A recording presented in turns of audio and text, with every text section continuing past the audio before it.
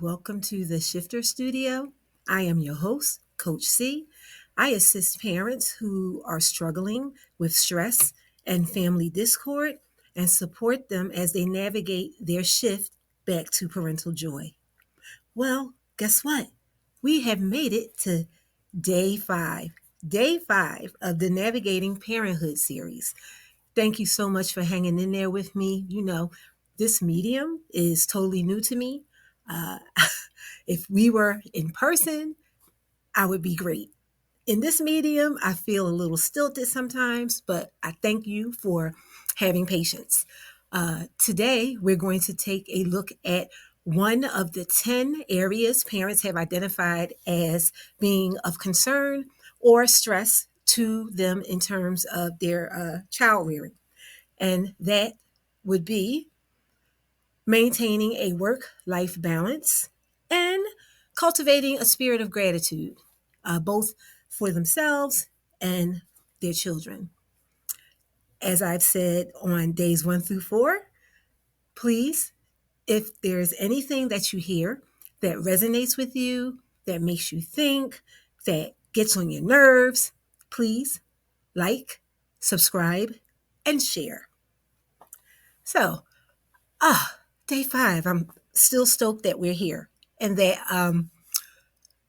I've stayed committed to the process. I'm becoming more accepting of the fact that this growth is not going to be something that is instantaneous. I'm kind of used to being successful out the gate, and you guys are going to make me work for it. But you know what? You're worth it because us parents have to stick together. And if sticking with this platform is going to help me to reach multiples of the parents that I could reach without the platform, then I'm sticking with it. And we are in this together. So, creating a work-life balance. We know that we have to work our jobs to pay our bills, work our careers to pay our bills, whether it's a job that you're doing just to pay the bills or it's your life's calling. Both of those will take time away from the time that you spend with your family. And it's very important in today's society that children understand that while you are working, and even if you are working in your purpose, that there is no work that comes before your care and concern for them. There is no purpose or no passion that supersedes your relationship with your children. It's important that we as parents remember that and that children feel that you actually feel that way. So one of the mantras or affirmations that we could say to kind of like remind us of that, I work towards strengthening my relationship with my children. I work towards strengthening my relationship with my children. Let's pick that apart a bit. I work, right? If we say that we work, that means that we understand that this relationship is not just going to maintain itself, that it's going to require you putting something in to get something out, and your child putting something in to get something out. Relationships require works. All types of relationships require work. And the family relationship requires work as well. So I work to strengthen, right? That means that we understand that even if our relationship with our children is wonderful, we're still going to have times when there may be discord, where there may be turbulence, where there may be struggle of some sort, right? And so we're going to work to strengthen our relationship with our children so that when those times come, we see them for what they are and they don't come to define our relationship. So I work to strengthen my relationship, right? It's a relationship. That means there's some relating going on. That means you have to be concerned interested, vested in them, and vice versa. That's what relationships are. A relationship is not a dictatorship, right? Although we may like to think so sometimes, especially when it comes to matters of adult versus child or parent versus child, we may think that, we can mandate things. There may be some things that we can mandate. We can mandate a clean room. We can mandate a curfew, right? But we can't mandate a relationship. That's not something you can mandate, right? Even if your children are compliant, even if your children listen and do everything that you ask of them, that doesn't mean that they feel like there's a healthy relationship between the two of you. So we can't mandate a relationship. So we have to work towards strengthening the relationship so that when life's curveballs come your way, the relationship can withstand them, right? So maintaining a work-life balance is one way that you can remind yourself that while your job is essential, while your job is important, while your career is what you've dreamed of, what you went to school for, what is your life's calling, it's your purpose, it's your passion. It's not your children. And your children deserve even more of you than your purpose and your passion. Now, this is not to say that you have to be joined at the hip with your children all of the time. Not at all. Because at a certain level, we also want our children to become self-efficient, self-reliant, right? And not depend on the company of others for their own happiness. So this is not saying that in order to have a healthy or a strong relationship, solid relationship with your child, that you have to be glued at the hip 24/7. Not saying that at all, because there are some there are some joined at the hip parent and children duos or tribes that are very toxic. So I'm not saying that at all. I am not saying that you have to be joined at the hip.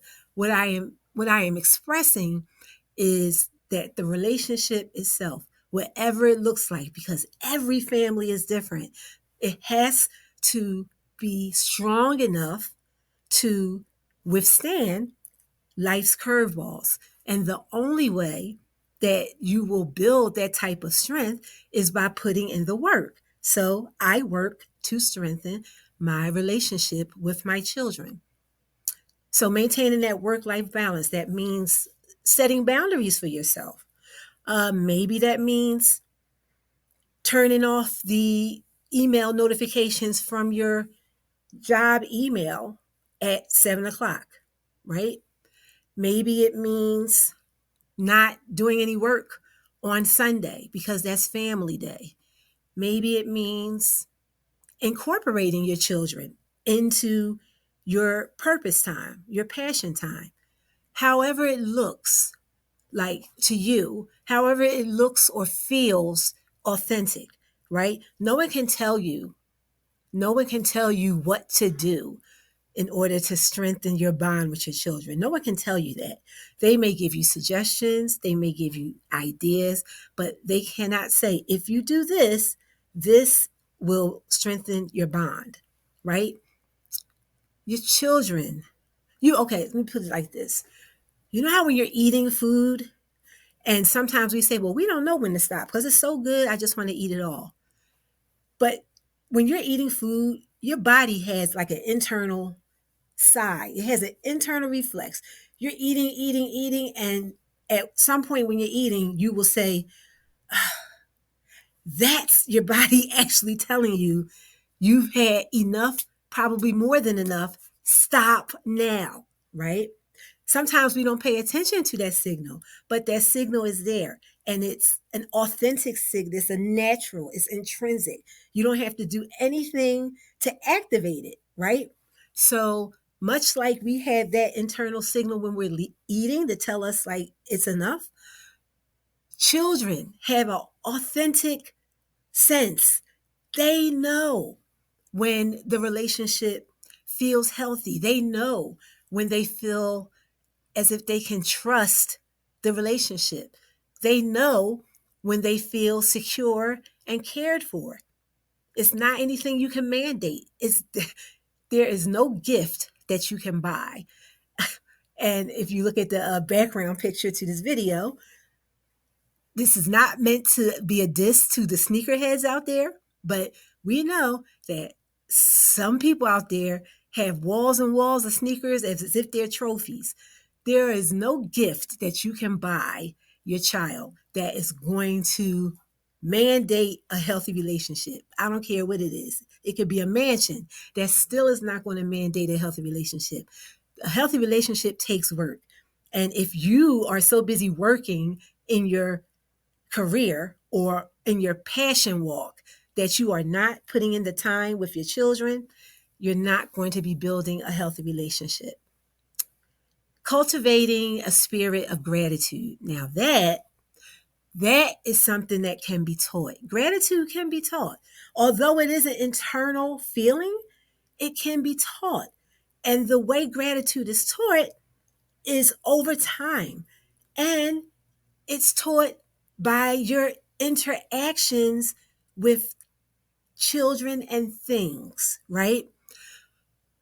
Some families feel that to demonstrate love, I want to give my child everything that I never had, especially if you grew up poor. If you grew up poor, sometimes the ultimate feeling of love and care for your children is to give them everything that you never had, right? All the clothes, all the trips, all of the things, right? There are so many people out there that have all of the things and their heart is so very hollow and they're sad and depressed. So don't get caught up in the trap of thinking that you have to buy all of the things in order to have your child be grateful. Gratitude doesn't come from buying the things, right? Gratitude comes when a child has a sense of safety and security and love. And gratitude comes with the little things, right? Gratitude comes sometimes from not spending a dime. Gratitude can come from time spent watching a movie, ironing a shirt, time investment, not necessarily monetary investment, right? Everything is an investment, yes, but with gratitude, it's not something that you can buy. However, you can build it. So the more gratitude is present between a parent and a child, the more gratitude is present in a household, the more the child relies on feelings as opposed to things to drive the relationship that you are working to strengthen. Okay? So I'll give you an example. Uh, Child A, all he or she wants may be name brand sneakers. Child B, they may want name brand sneakers, but it's not the end of the world if they don't receive them. Child A, it may be the end of the world, and so they act out if they don't get the things that they want, which can lead to discord, turbulence, stress in the relationship between the parent and the child. Whereas child B, uh, because the gratitude meter is a little higher, while they may like the brand name sneakers, they may think that they look cool. They're not breaking their neck. They don't have to have them in order to be grateful. Their sense of self-worth is not based on the fancy sneakers. So that whole gratitude piece is very important. It's an important piece of building a relationship between yourself and your child. So again, Day 5, work-life balance. Yes, absolutely. Have your job, have your career, have your passion, purpose walk. Pour yourself into what makes you happy as a parent, because that's ultimately going to come into your relationship with your children and impact that relationship too. But don't work to excess so that we begin to overlook what's most important, the relationship that you have with your child. Again, if anything that I've said on day 5 resonates with you, makes you think, weirded you out, gets on your nerves, please like, share, and subscribe. And in the comments section, talk to us. How do you maintain a work life balance? What do you do? What are the strategies that you employ so that you don't have the job on your neck 24/7 getting in the way of your relationship with your child? How do you handle that? What do you do? I am so curious because, again, remember, shifters, we are all in this together. So I want to hear from you. Thank you for being with me on the journey thus far. I know this is the long game, and I am here to walk it with you. Take care.